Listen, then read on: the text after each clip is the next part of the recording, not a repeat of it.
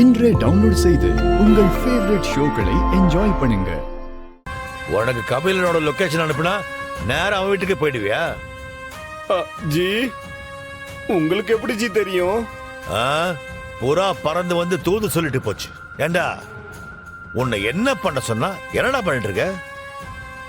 G நான் ஒன்னும் வேணும்னே இங்க வரல ஜி, அந்த ஏடியால தான் ஜி இங்க வந்தேன். என்னடா சொல்ற? ஐயோ அந்த ஏடி ஒன்னும் சாதாரண ஆள் இல்ல, நீங்க சொன்ன மாதிரியே புலிதான், லேடி டைகர்.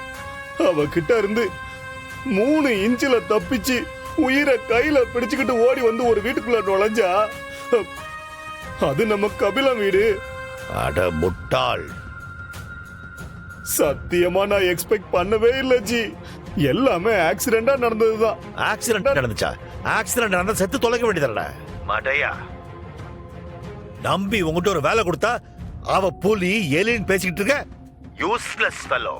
நான் தான் அப்பவே சொன்னேன்டா உன்கிட்ட, அப்புறம் ஏன்டா அவளை கேர்லெஸ்ஸா இருந்த?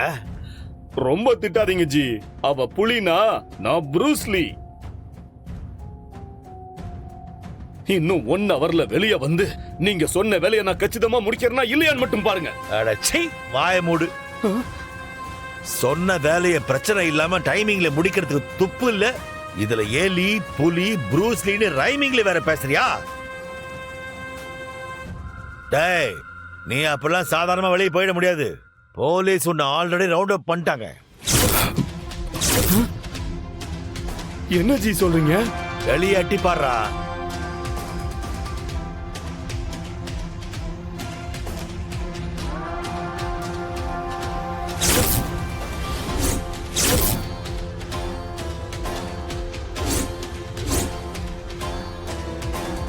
டேய் பார்த்தல்ல?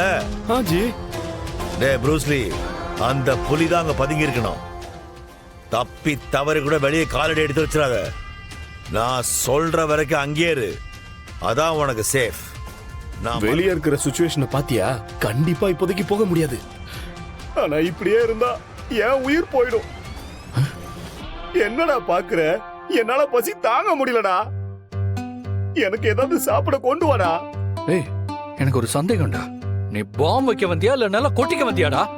சோத்த முட்டை கொஞ்ச நேரம் அமைதியாடுறா, நானே டென்ஷன்ல இருக்கேன், நீ வேற. டேய் உங்க அம்மா தான் நாட்டுக்கோழி குழம்பு பொரிச்ச கோழி எல்லாம் செஞ்சு வச்சிருக்கேன்னு சொன்னாங்கல்ல, போய் எடுத்துட்டு வாடா. நான் வேணா வர்மாக்கு கால் பண்ணி உனக்கு பிரியாணி ஆர்டர் பண்ண சொல்லவாடா? ஐயோ நான் மறந்தே போயிட்டேன்டா. என்னது? டேய் இன்னைக்கு அமாவாசைடா, நான் சுத்தமா நான்வெஜ் தொடவே மாட்டேன். நீ வேணா ஒண்ணு பண்ண, உங்க வீட்டுல சாம்பார் சோறு ஏதாவது இருந்தா எடுத்துட்டு வாயேன். என்ன கபி முறைகிற? ரசம் கீசம், டேய் மோர் சாதமாவது எடுத்துட்டு வாடா, ரொம்ப பசிக்குது. ஏன்னா சும்மா சோறுன்னு கேட்டுட்டே இருக்க, இங்க எப்படி வெளியே போறதுன்னு யோசிடா. ஐயோ எனக்கு சாப்பிட்டாதான் மைண்டே வேலை செய்யும். இருடா போடா. ஐயோ கடவுளே, இன்னைக்குன்னு பார்த்து அமாவாசை ஆயிடுச்சே, என் நேரம் போல இருக்கு. கறி மீன் பொரிச்ச கோழி எல்லாம் சொன்னாங்களே, நமக்கு விதிச்சது ரசம் சோறோ மோர் சோறோ தான். கடவுள் விட்ட வழி அதாவது கிடைக்குதான்னு தெரியலையே. ஓ பசிக்குதே. நாம இப்ப இருக்கிறதே வாடகை வீடு, நமக்குன்னு சொந்தமா இருக்கிறதே அந்த ஒரு இடம் மட்டும் தாங்க. இப்ப அதையும் வித்துட்டா மாப்பிள்ளை வீட்டுல நம்மள பத்தி என்னங்க நினைப்பாங்க? அவங்க ஒன்னும் அப்படி நினைக்கிற மாதிரி ஆளுங்களா என் மனசுக்கு படல. இத பாரு, நம்ம குடும்பத்தோட நிலைமையெல்லாம் தெரிஞ்சுதான் அவங்க இந்த சம்பந்தத்துக்கு ஒத்துக்கிட்டாங்க. அதுக்கப்புறம் என்ன இருக்கு?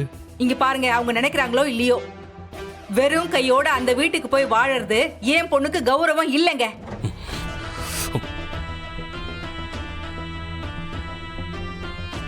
அப்போ ரித்திகா கல்யாண செலவுக்கு என்னதான் பண்ண போறோம், அத நீயாவது சொல்லு. அதான் இந்த அயலி பேர்ல இருக்கிற இடம் அது சும்மா தானே கிடக்கு, அதை வித்துற வேண்டிதானே.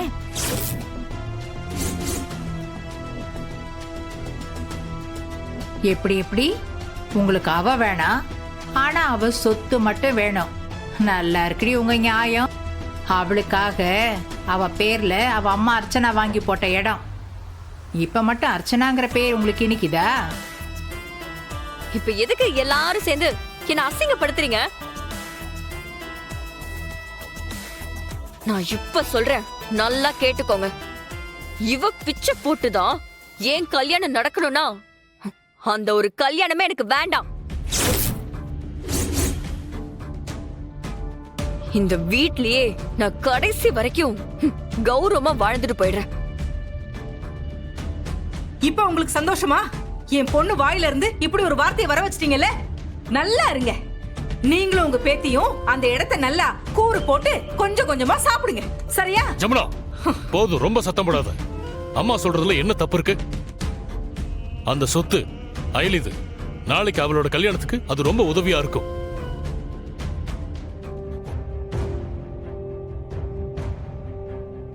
டேய், இத பாருடா. நாம யாருக்கு என்ன கொடுக்கறோங்கிறது முக்கியம் இல்ல, ஆனா எதுக்கு கொடுக்கறோம், என்ன காரணத்துக்கு கொடுக்கறோங்கிறது ரொம்ப முக்கியம். புரியுதா? ஆமா, நீ சொன்னதும் உன் பொண்ணுக்கு உடனே புத்தி வந்துரும் பாரு. போடா. பசியில இருக்கிற முதலைக்கு பசுமாடு ஒண்ணுதான், பச்சை பிள்ளையும் ஒண்ணுதான்னு உனக்கு ஒரு நாள் புரியும் அயலி. சரி, அதை விடு. நானும் பாட்டியும் போயிட்டு வந்துடுறோம். சரி அம்மா, போலாமா? சரி, நாங்க போயிட்டு வந்துடுறோம். இது டேய், இது யாரோட ஷூடா? இது இது என்னோட தாமா. என்கேஜ்மெண்ட்டுக்கு என்னோட ஃப்ரெண்டு கிஃப்ட் பண்ணா. ஐயே, பார்த்தா பழைய அழுக்கு ஷூ மாதிரி இருக்கு. இதை எவன்டா உனக்கு கிஃப்ட் கொடுத்தது? இந்த அழுக்கு ஷூ, அழுக்கு சட்டை, அழுக்கு ஜீன் இதெல்லாம் போடுறதாமா ஃபேஷன். இதை ஏன் கண்ணு இங்க வச்சிருக்க? அசிங்கமா. இருமா, நானே எடுத்து தூக்கி போட்டுறேன். அதை ஏன் கண்ணு அங்க தூக்கி போட்ட? எடுத்து ஒரு ஓரமா. இருமா, அங்கதானே இருக்கு, அப்புறம் பாத்துக்கலாம். நீ இப்ப போமா.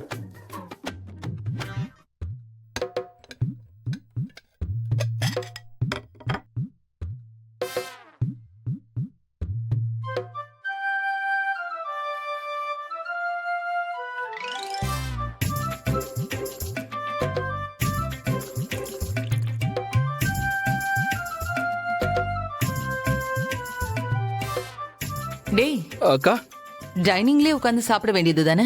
எங்கடா எடுத்துட்டு போற? இல்லக்கா, ஒரு முக்கியமான வீடியோ கால் பேச வேண்டியிருக்கு. அதான் ரூமுக்கு போனா ஃப்ரீயா பேசலான்னு. ஓ ஆமாக்கா, அந்த வீடியோ கால் ஃப்ரீயா தான் பேசணும். ஏய், இப்ப எதுக்கு அவனை கிண்டல் பண்றீங்க? நீ போய் சாப்பிடு போடா. சரிக்கா, போட்டா கொடுக்குறோம். சரிவா, நம்ம போலாம்.